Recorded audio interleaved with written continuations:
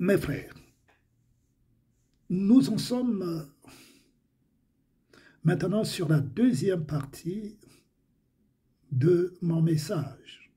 Le titre, c'est le même, bien sûr. Les apôtres de Satan. Pourquoi ce titre d'abord? C'est par rapport au mensonge. C'est trop facile. C'est par rapport au mensonge.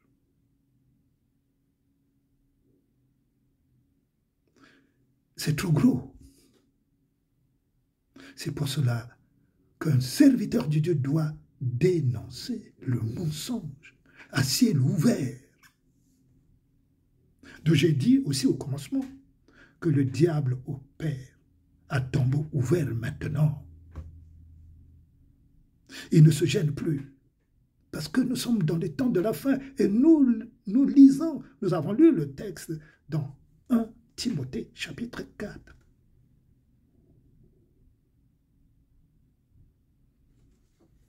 Ces faux pasteurs, non, ces faux apôtres, qui sont les apôtres de Satan, parce que ce qu'ils disent vient du diable. Si c'était de Dieu, ça serait accompli. Le calme, il y aurait des changements. Depuis 2020, depuis 2018, mes bien-aimés, si c'était de Dieu, il y aurait aujourd'hui, 5 ans après, il y aurait une transformation des mœurs. Voilà le bilan, le constat que nous devons faire. Sur nos propres œuvres, nos serviteurs de Dieu. Il faut que j'ai un bilan. Il faut que j'ai un bilan quand je parle de Dieu, quand je sers Dieu. Mais je dois avoir un bilan derrière moi. Ce n'est pas le fait que j'ai une grande église. Le bilan, ce n'est pas la grande église. Le bilan, c'est la parole de Dieu que j'annonce. Est-ce que la parole de Dieu que j'annonce est conforme à la parole de Dieu? C'est cela qu'il s'agit.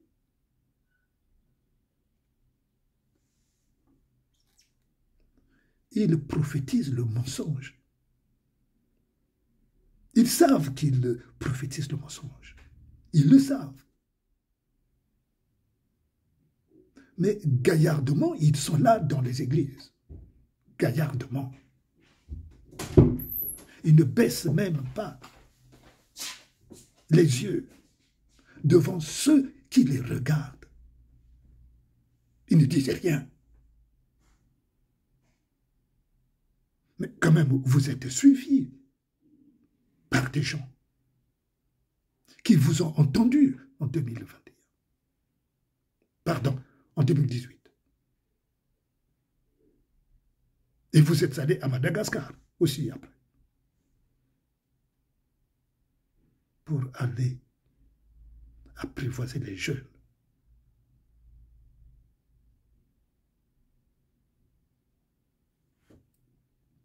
Le mensonge au nom de Jésus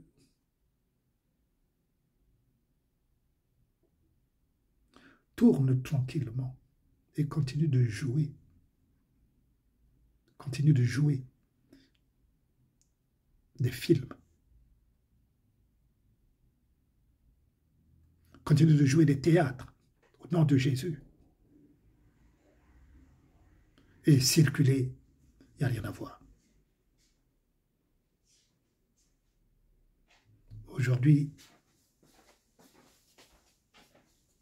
Haïti est dans le chaos absolu. J'ai de la peine pour ce peuple.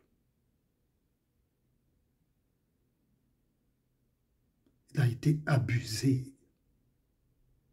Abusé. Je crois que c'est le mot qui convient. Le peuple haïtien a été abusé. C'est le chaos aujourd'hui. Le mérite-t-il? Parce qu'ils ont eu des faux apôtres devant eux, qui ils ne leur ont pas annoncé la vérité, mais le mensonge. Et Dieu est le mensonge. Dieu est le mensonge.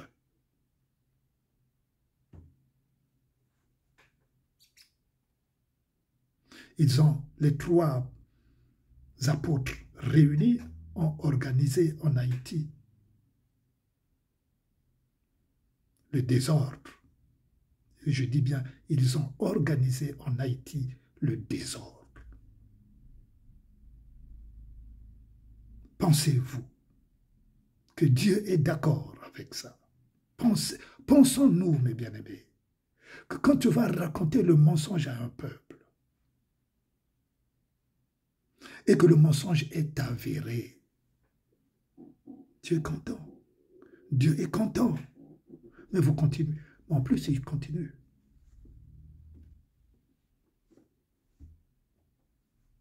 Cela prouve que Dieu n'était pas avec eux. Cela prouve que Dieu n'était pas avec eux. Dieu n'est pas avec eux. Puisque ce que vous avez déclaré, rien n'a été accompli. Bien au contraire, ça a sombré tout un peuple. Ça a sombré tout un peuple. Cela veut dire que Dieu n'est pas avec vous. Voilà mon message. Peuple de Dieu, réveillez-vous pour chercher Dieu, non pas par un homme. Je dis bien, cherchez Dieu, non pas par un homme, non pas par une étiquette d'une assemblée quelconque. Sortez du milieu d'eux. Ça sent la poisse.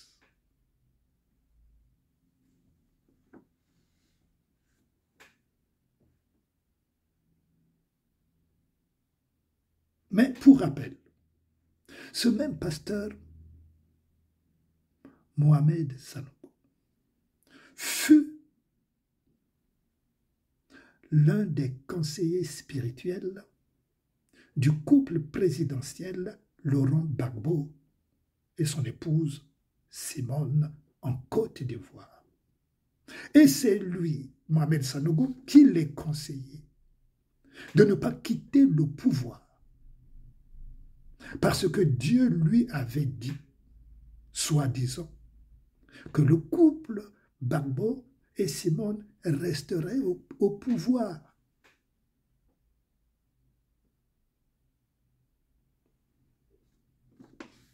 Nous connaissons la suite. Pour ceux qui ont suivi cette histoire de la Côte d'Ivoire en 2011,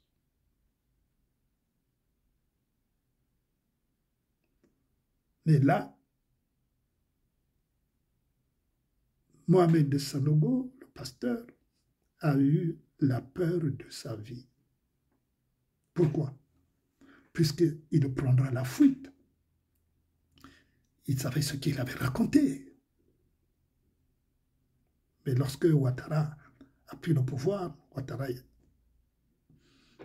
et ses hommes ont pris le pouvoir, les Sanogo étaient obligés de fuir.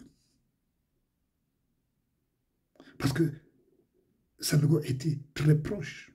Il était le conseiller spirituel, ce qu'il était à la présidence. Jour et nuit. Mais il va fuir. Pourquoi il avait fui? Parce que les choses qu'il leur racontait étaient fausses. Ce n'est pas pour la première fois qu'il est dans le faux. Et je l'ai toujours dit d'ailleurs, que ces gens-là, c'est des occultistes, excusez-moi. Ce sont des occultistes. Ils pratiquent l'occultisme. Ils ont été initiés dans l'occultisme. Ils font de la divination.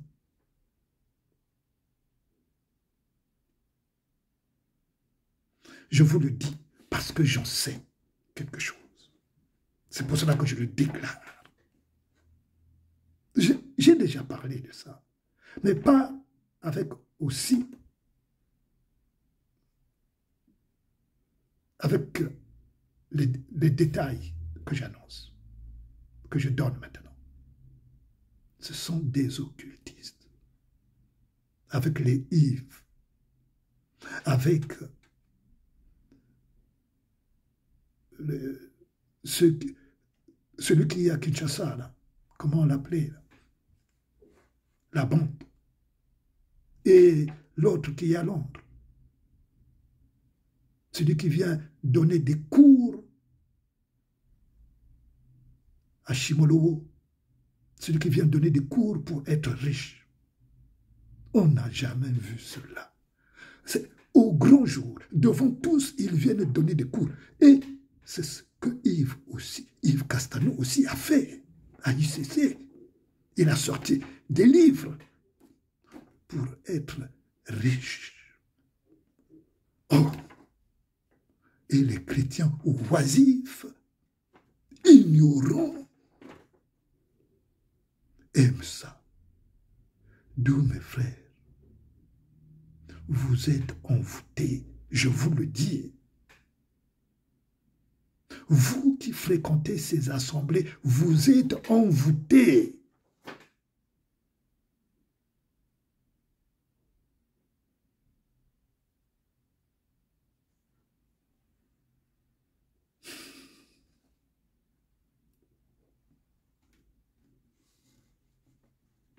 Ce n'est pas des hommes de Dieu, mes frères. Comprenez-le, ce n'est pas des hommes de Dieu. Ils vous parlent au nom de Jésus, oui. Ils guérissent des malades au nom de Jésus, oui. Mais, le Seigneur, référez-vous la parole de Dieu dans Matthieu chapitre 24. Seigneur, mais j'ai prophétisé en ton nom, Seigneur. Seigneur Jésus, mais tu sais que j'ai fait des miracles en ton nom, Seigneur Jésus. Il y a même des femmes qui ont enfanté lorsque j'ai proclamé, Seigneur Jésus. Et le Seigneur leur répondra, je ne vous connais pas.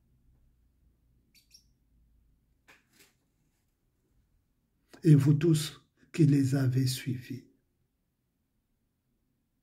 Le Seigneur vous dira, dehors les chiens. Vous comprenez, mes bien-aimés? Mes frères dans le Seigneur, ouvrez les yeux, ouvrez vos oreilles, ouvrez votre conscience, réfléchissez. Mais ce n'est pas tout.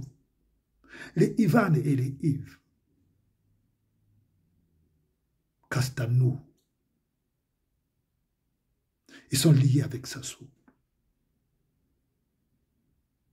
Sassou lui-même sait qui sert le diable. Sassou a initié son fils Christelle Sassou à ce qu'il fait. Sassou a initié son fils Christelle Sassou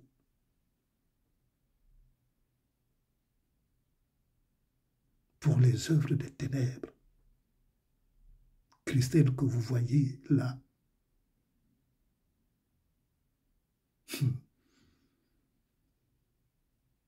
Je vous ai déjà dit que Sassou mange à la table du diable. Ce que je vous dis, mes frères, si vous ne comprenez pas, si vous croyez que Yves là sert Dieu, détrompez-vous. Détrompez-vous. Détrompez-vous, mes frères dans le Seigneur.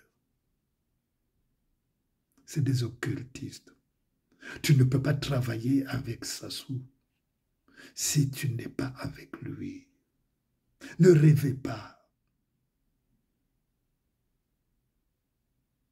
si je vous parle de ces choses. Parce que j'en ai eu la révélation du Seigneur.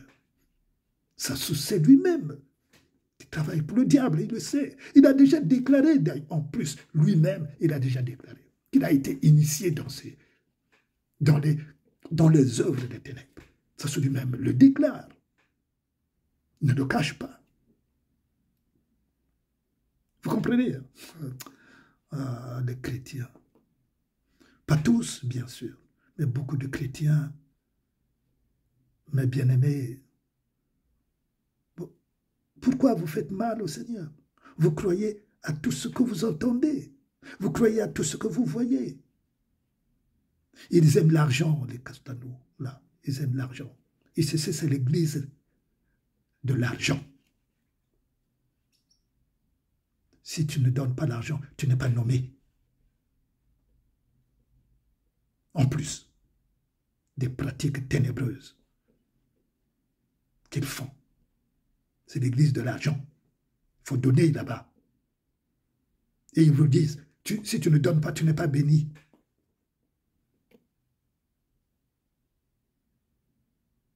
Vous comprenez? Ouvrez les oreilles, mes frères.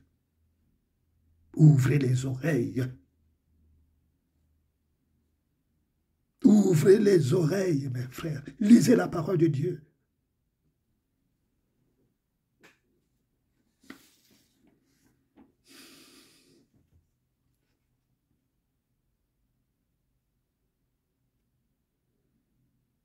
Voyez Kadamé, ce qu'il fait en Afrique, ce qu'il fait en RDC. Maintenant, c'est au Congo-Brazzaville.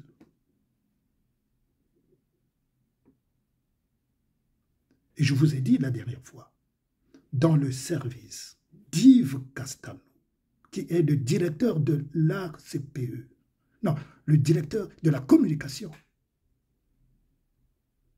des télécommunications, plus précisément, au Congo-Brazzaville, dans son service, il y a des agents de Kagame. Des agents de Kagame. Kagame, c'est un chrétien. Kagame, est-ce que c'est un chrétien? Qu'est-ce qu'il fait avec Kagame? Et vous savez qu'il l'a déclaré, que Kagame est la personne qu'il aime sur la terre. La personne, la première personne. Il a déclaré, il a confessé lui-même. Maintenant, ils veulent s'approprier du Congo-Brazzaville maintenant, puisque ils leur ont donné les terres du Congo-Brazzaville à Kagame, aux Rwandais, dans le sud. Si tu es homme de Dieu, mais si tu es si tu es véritablement homme de Dieu, tu ne peux pas te mêler à Kagame. Si tu es véritablement homme de Dieu, tu ne peux pas être proche des Sassou, des Kagame. Si tu es serviteur de Dieu. Or, les Castanou sont proches des Kagame, des Sassou, des Christelle, et d'ailleurs, ils le manigancent dans le cercle du pouvoir pour préparer Yves Castanou comme Premier ministre de Christelle. Et les ignorants chrétiens, oui, c'est Dieu qui l'a envoyé là-bas. Ah oui, mais oui, c'est cela. Oui, c'est malheureux, c'est pénible pour ceux qui ont... Non, je ne sais pas quoi dire, mes frères. Je suis abattu quand je vois des chrétiens qui s'attachent à des fables, tout ce qu'ils entendent, amen, amen. Oui, c'est pour cela qu'on les appelle les moutons, les chrétiens. Ceux qui sont liés dans les amens.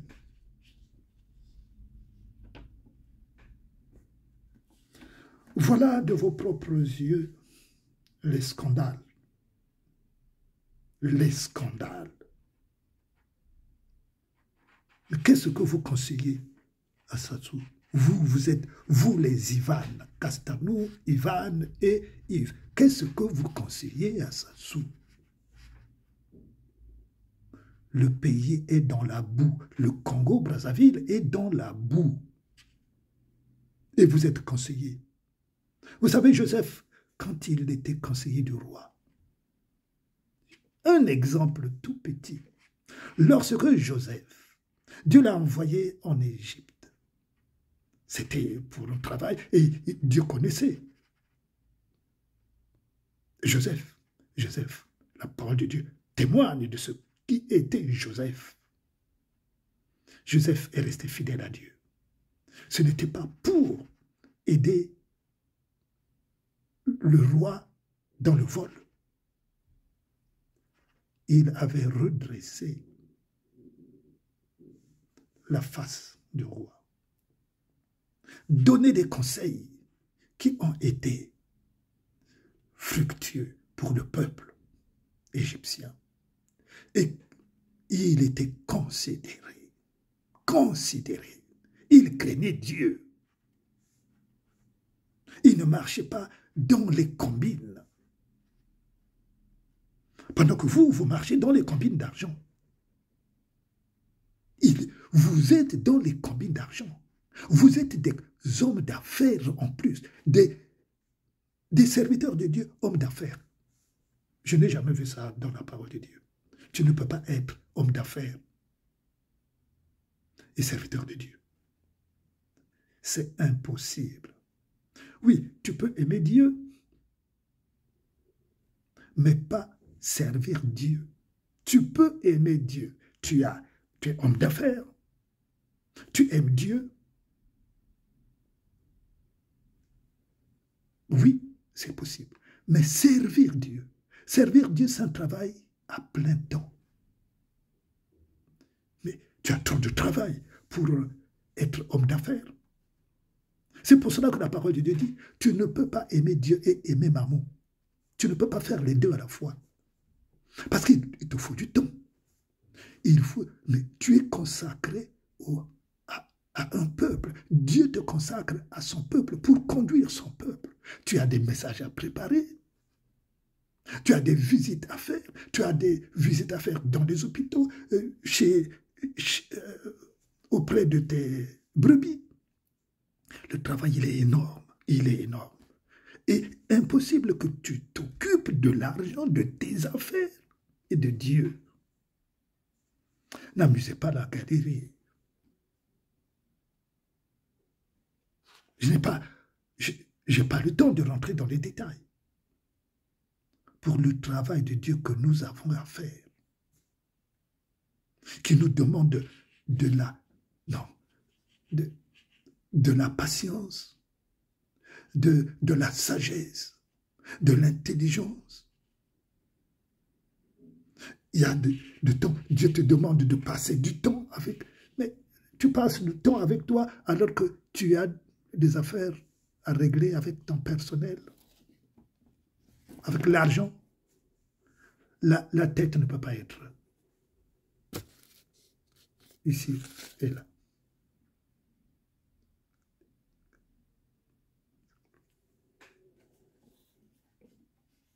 On ne peut pas aimer l'argent et Dieu.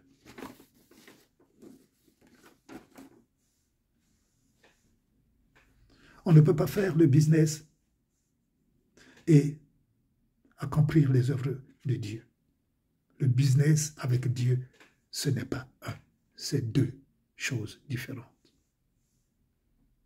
Comme le dit la parole de Dieu dans le livre de 1 Jean, chapitre 2, verset 15. Celui qui aime le monde et les choses qui sont dans le monde, l'amour de Dieu n'est point en lui. Ce verset ne vous parle-t-il pas? Non, lorsqu'il s'agit de ce verset-là, on bouche les oreilles pour ne pas entendre. Et d'ailleurs, on ne parle même pas de ça dans les églises. Parce que sinon on se contredit. Il faut éviter dans les églises tous ceux qui touchent à sa vie personnelle, c'est-à-dire la vie que tu pratiques.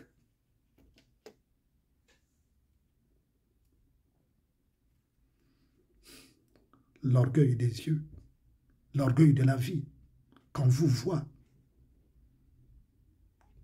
Ce n'est pas le fait de construire des grandes églises qu'on sert Dieu. Ce n'est pas le fait d'invoquer le nom de Jésus, même s'il y a des miracles dessus. Mais ce ne sont pas des miracles. Tous les miracles ne sont pas de Dieu. Je peux vous le déclarer et je peux vous donner des exemples précis. Ce n'est pas parce que j'invoque le nom de Jésus, je fais un miracle au nom de Jésus, que je sers Jésus. J'en sais quelque chose.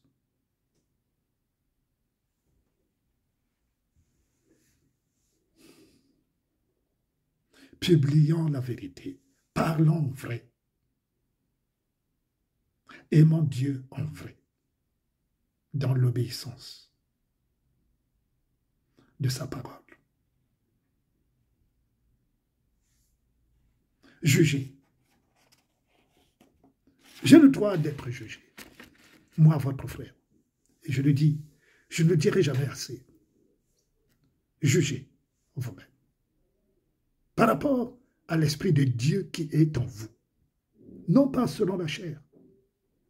Jugez par rapport à l'Esprit de Dieu qui est en vous. Car Paul dit ceci. Celui qui a l'Esprit de Dieu a le droit de juger. Celui qui a l'Esprit de Dieu, dans Corinthiens, celui qui a l'Esprit de Dieu a le droit de juger. Jugez-moi à travers ce que je dis. Si c'est faux, si c'est juste. Moi, je juge selon ce que l'Esprit de Dieu m'a dit. Je juge aussi selon ce qui est la parole. Et ce que me dit la parole de Dieu et ce qui est écrit, c'est un. Donc, mon jugement est juste. Voilà mes frères. Celui qui conteste ce que je dis, qu'il me juge. Voilà mes bien-aimés. La deuxième partie que je termine.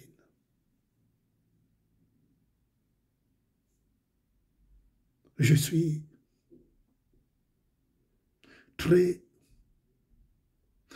très ému quand je vois ce que je vois, quand j'entends ce que j'entends de ces apôtres de Satan qui abusent du peuple de Dieu. Je suis ému. Je suis ému parce que je n'entends aucun bruit des chrétiens ou d'un chrétien qui se lève pour condamner. Mais ce qui s'est passé en Haïti, c'est des frères comme nous. C'est des frères. Dieu les a créés comme nous. Alors, parce que c'est des Haïtiens. Cela ne vous touche pas. Cela ne vous concerne pas. Et ces faux pasteurs qui sont allés raconter des conneries là-bas, ils sont peinards. Il n'y a rien à voir. Circuler. Prenez conscience. Seigneur Jésus, éclaire-nous. Par ta lumière, parce que tu es la lumière, qui éclaire les ténèbres pour les confondre. Merci pour ce moment que tu mets à notre disposition. Gloire à ton nom, Jésus, sur toute la terre, comme ta gloire est manifestée dans les lieux célestes. Je t'aime, Seigneur. À bientôt, mes bien-aimés. À très bientôt.